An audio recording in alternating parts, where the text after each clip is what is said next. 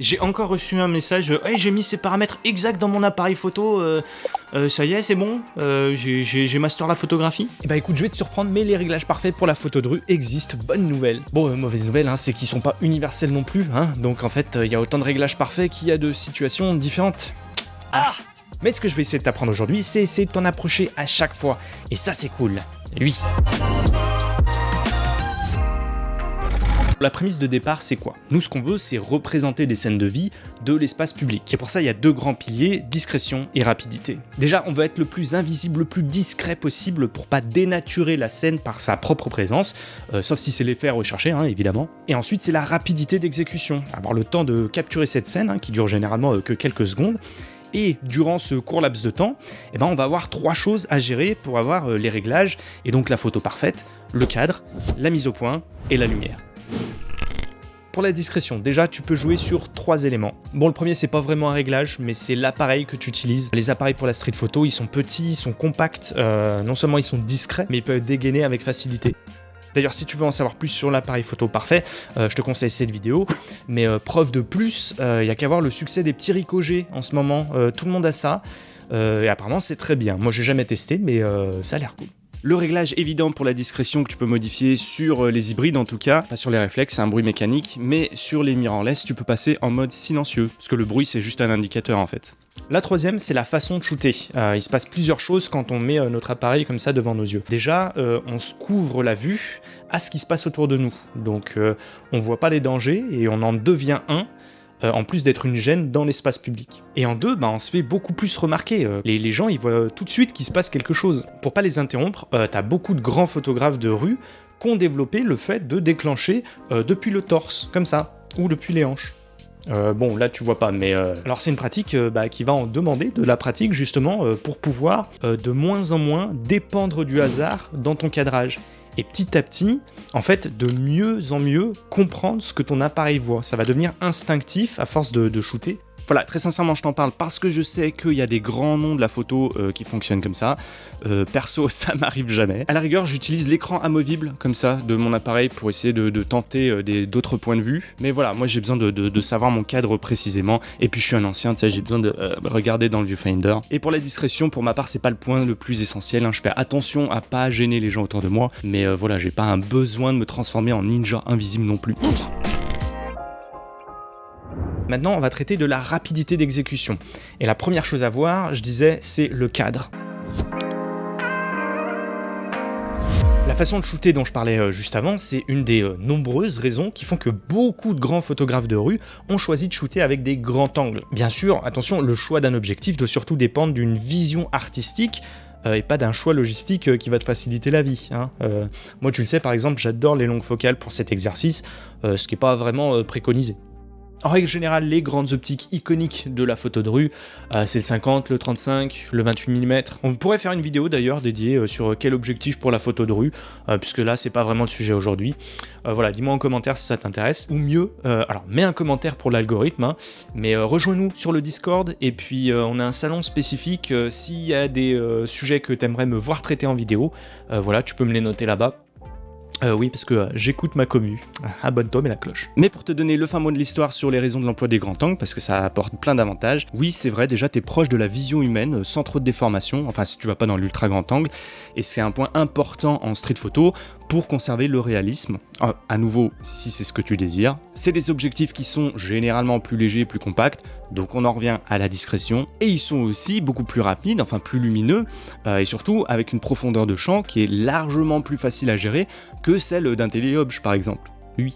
Bien, on va maintenant attaquer les choses sérieuses. Voyons maintenant la partie des réglages, qui doivent te permettre de faire et ta mise au point, et capter suffisamment de lumière en un minimum de temps. À nouveau, évidemment que chaque scène est différente, et qu'en plus, certaines intentions esthétiques vont demander une certaine adaptation. Mais dans la pratique courante, ce que tu veux, c'est trouver un réglage moyen qui te permet une photo correcte dans la quasi-totalité des situations, avec une petite marge, un petit peu de latitude qui te permettent quand même de t'adapter à certains cas particuliers. Parlons d'abord de la mise au point qu'on fait généralement avec les deux modes auto, donc AFS, single, et AFC, continu. Et là, tu vas me demander lequel on choisit. Honnêtement, c'est pas si facile de te donner une vraie réponse, On pourrait évidemment dire continu, mais ça dépend plutôt de ton appareil et de ses performances en autofocus. Oui, le mode continu, il paraît beaucoup plus pratique, mais parfois, il est pas top. En tout cas, il est pas vraiment réactif sur certains appareils. Et puis aussi, ça dépend un petit peu des préférences de chacun, hein. C'est assez personnel comme méthode de travail, je trouve. Donc, il n'y a pas vraiment une bonne et une mauvaise réponse. Moi, par exemple, j'ai été biberonné au mode S. Alors, sur mon Sony, c'est vrai que je me suis habitué au mode continu, hein, qui est très performant. Mais là, vraiment, sur le Lumix, j'ai pas vraiment confiance pour qu'il chope tout ce que je veux à tous les coups. Pareil pour le choix du collimateur, ça peut être très personnel selon ta façon de travailler. Moi, je pense personnellement que j'obtiens les meilleurs résultats avec un unique collimateur central, même en street photo. Voilà, mais c'est peut-être assez complexe à maîtriser pour quelqu'un qui débute. Faire la mise au point, recadrer, faire la mise au point, recadrer. Selon ton expérience, c'est peut-être préférable de conserver une zone dynamique ou un suivi 3D, mais pareil, c'est selon ton appareil et ses performances. Donc oui, c'est pas possible de te donner un réglage précis parce que là... plus qu'une situation particulière, ça dépend surtout de son propre confort d'utilisation. Voilà, avec quoi tu te sens le plus à l'aise pour shooter, et c'est là que tu auras les meilleurs résultats. Le niveau un petit peu au-dessus, en mode normal, je sais qu'il y a beaucoup de photographes de rue qui sont accros à l'utilisation du BBF, dont moi, mais plus quand je shoot avec le Sony, pas avec celui-là.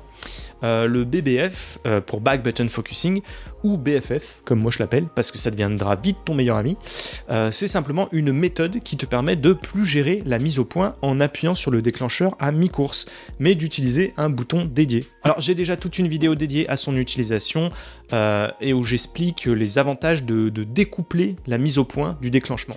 Non seulement le focus est plus prioritaire sur le déclenchement, mais en plus tu cumules les deux modes AF, simple et continu, selon si tu maintiens l'appui.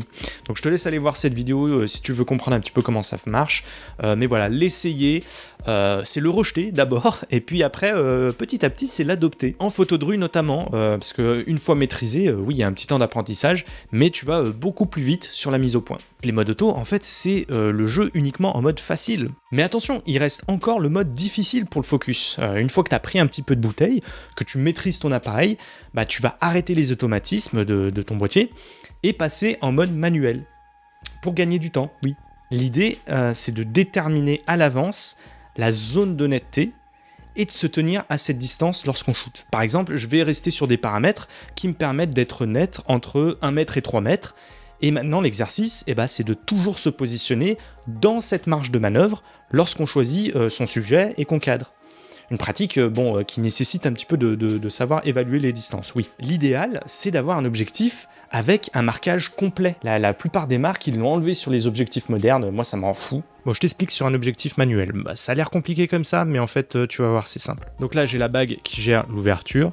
Mettons que je vais shooter à f8, qui est indiqué ici en mettant le 8 devant la petite barre orange, avec tous les chiffres à côté qui va m'aider à mesurer la taille de la profondeur de champ. Sur la bague glissante supérieure, là, en fait, j'ai la distance de mise au point. Alors, oublie les chiffres verts, hein, c'est des pieds, nous on est en mètres, regarde que les chiffres blancs. Disons que je vais me dire, je vais essayer d'avoir mon sujet à 3 mètres à peu près à chaque fois. Là, il me suffit maintenant de regarder les chiffres sur la bague centrale qui correspondent à toutes les valeurs de mon ouverture d'un côté comme de l'autre. Donc moi je suis à f8, je vais regarder le chiffre 8 des deux côtés. Si je regarde par rapport à la bague supérieure, je suis à peu près à 2,5 mètres ici, et là je suis un petit peu avant 5 mètres, donc on va dire 4,8. Et en fait c'est dans cette zone que je sais que les photos prises par l'objectif sont nettes. Donc si je prends l'habitude de shooter à peu près 3 mètres, je sais que j'ai une zone de 2,50 m à 4 mètres, de 2 mètres, où mon sujet peut évoluer sans que je perde la netteté. Alors oui, tu peux me dire que ça t'enferme dans une certaine zone de netteté, donc qui va forcément donner une certaine direction artistique à tes images, mais après c'est à mettre en balance avec le temps gagné et le fait d'être toujours prêt à déclencher pour capturer n'importe quelle scène. Évidemment, avec le zone focusing, on met déjà le pied dans le fait de choisir une ouverture particulière pour avoir une zone de netteté particulière. Il est maintenant enfin temps de voir s'il existe des réglages parfaits au niveau du triangle d'exposition. Ouais, le petit truc pointu là. Ok, quel mode choisir? Bon, on va oublier le mode tout auto, en photo de rue. La vraie question c'est, est-ce qu'on va sur le mode A ou le mode S? Est-ce qu'on donne la priorité à la vitesse ou est-ce qu'on la donne à l'ouverture? Tu me vois venir, désolé, c'est chiant, mais ça dépend toujours de ce que tu veux faire, il n'y a jamais de réponse définitive. La problématique, qu'est-ce que je veux obtenir? Elle tourne autour de deux questions. Quelle nature je veux donner au mouvement dans mon image? C'est-à-dire, est-ce que je fige tout le temps l'action? Ou au contraire, est-ce que je cherche à capturer le mouvement de cette action. Et l'autre question, c'est quelle lecture de la photo on pourra avoir par rapport à ce qui sera net dans l'image. Est-ce que j'isole un sujet qui fait quelque chose et tout le reste est flou? Ou est-ce que le contexte, et surtout en photo de rue, est-ce que le contexte est important et doit être dans une zone relativement nette, relativement visible? Dans le premier cas où on travaille sur le mouvement, on va sur le mode S, qui gère la vitesse d'obturation, et dans le second cas, on va sur le mode A, qui nous permet de déterminer nous-mêmes l'ouverture, et le reste est géré par le boîtier. Allez, on va enfin essayer de donner quelques chiffres. Là, si je suis en mode S, donc ce que je veux, c'est vraiment figer la plupart des mouvements, des actions. Et ça se passe à partir d'un 250e de seconde, au-dessus, un 500e, etc. Là, généralement, à moins d'avoir affaire à The Flash, t'es plutôt pas mal. Par contre, l'inverse, si tu veux percevoir le mouvement, là c'est plus complexe à dire, parce que en fait ça va dépendre de quel type d'action tu captures, de ta focale aussi, mais surtout en fait de goût personnel. Par exemple, moi j'aime bien un 50e, un 40e de seconde, ça reste très subtil, mais t'as un peu de mouvement. C'est beaucoup d'essais et d'ajustements, en fait, selon le résultat désiré. Les filets, par exemple, je les commence toujours à 1/15e de seconde, je regarde le résultat et je m'adapte. Le mouvement d'une personne qui marche, c'est pas celui d'une personne sur un vélo, qui est pas celui d'une personne sur une moto. Bah oui, logique. Alors, est-ce que je peux te donner des chiffres magiques pour l'obturation ? Non, mais je le fais pas exprès, hein, mais là aussi, ça dépend de plusieurs choses. On va dire que là où tu serais pas mal, c'est de taper entre F4 et F8, selon les conditions et le résultat attendu. En lumière du jour, hein, depuis le début, on parle que de ça. Alors, il existe une team de 8, hein, dont je fais assez souvent partie d'ailleurs, mais quand je suis sur mon Sony et que j'ai une confiance quasi aveugle en mon autofocus, j'aime bien être assez proche du sujet, qui fait que je le sors du contexte grâce à une faible profondeur de champ. Mais clairement, c'est pas facile de s'adapter à toutes les situations. Entre F4 et F8, en fait, t'es dans une marge qui te donne pas mal d'avantages. C'est-à-dire que, quelle que soit la méthode de mise au point, ta profondeur de champ, elle est suffisante, si tu te débrouilles bien, pour pas rater le focus. Mais aussi, ça te donne encore un petit peu de latitude pour travailler dessus selon ta distance par rapport au sujet. Tu peux quand même essayer d'avoir une scène bien nette, mais tu peux aussi arriver à isoler certains éléments. Et dernier avantage, c'est quand même avoir assez de lumière, parce que partir dans les tranches f11 à 22, c'est quand même s'aventurer dans une zone où, avec un mode semi-auto, ton appareil va aller chercher à compenser le manque de luminosité par la vitesse, qui va descendre un petit peu trop lente, ou les ISO qui va essayer de pousser au max. Parce que c'est ça qu'il faut bien garder en tête, les modes S et A, ils sont semi-auto, mais faut pas non plus les laisser faire tout ce qu'ils veulent, hein, parce que sinon je les connais, ça va être le zbeul. Il va falloir leur donner des instructions sur la façon dont ils vont aller choisir pour toi les deux autres valeurs du triangle d'expo.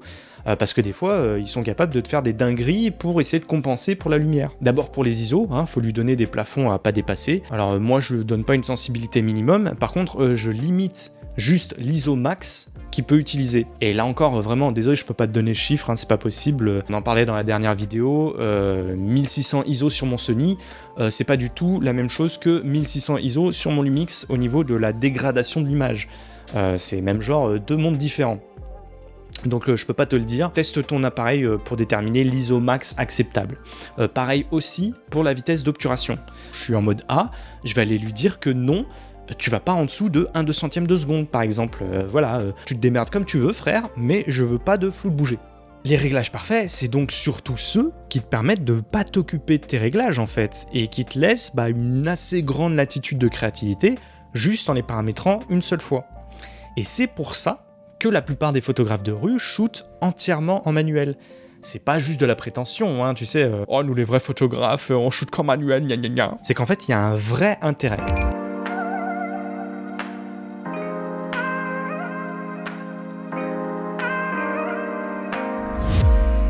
Oui, ça demande un temps d'apprentissage, mais une fois que tu as déterminé ta lumière et que tu connais ta zone de netteté, hop, tu as tout ton esprit qui est libre pour l'observation, pour rechercher des histoires autour de toi, des sujets, et surtout travailler tes compositions. Voilà, c'était une vidéo très technique aujourd'hui, hein.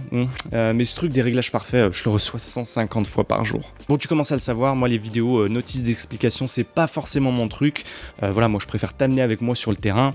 Et d'ailleurs, si tu vas voir la playlist où on fait de la photo de rue, tu vas voir que je shoot jamais vraiment deux fois de la même façon. Là, ce que je t'ai montré aujourd'hui, en fait, c'est les généralités qu'on utilise dans le genre, street photo, Donc essaye juste d'aller picorer à droite à gauche, ce qui peut t'arranger toi. Et va à ton rythme, tu peux utiliser les modes auto, tu peux aussi tester le tout manuel, même si ça te fait peur, il n'y a personne derrière toi qui t'oblige à réussir chaque photo dès que tu déclenches ton appareil. Donc oui, c'est très bien d'essayer de penser à des paramètres qui vont te permettre de répondre à la plupart des situations auxquelles tu vas faire face sans avoir à tout modifier dans la précipitation. Je suis d'accord, il te faut cette rapidité, la photo de rue c'est comme ça, on n'a pas le temps de niaiser. Mais au secours, qu'est-ce que je fais pour que mon appareil soit facile à manipuler et que j'ai pas à m'en occuper? C'est pas la première question qui devrait te passer dans ta tête. T'as ta priorité quand tu prends une photo, c'est qu'est-ce que je veux raconter avec cette image et quel rendu esthétique va me permettre d'illustrer cette idée. Et là, en fait, il n'y a pas de formule magique. Il va falloir forcément se creuser un petit peu les ménages. Reste pas prisonnier de la solution de simplicité. Parce que des fois, se prendre la tête, c'est là qu'est le fun. Voilà, je crois que j'ai dit tout ce que j'avais à dire. Bisous, bye bye. See you mate, keep on creating.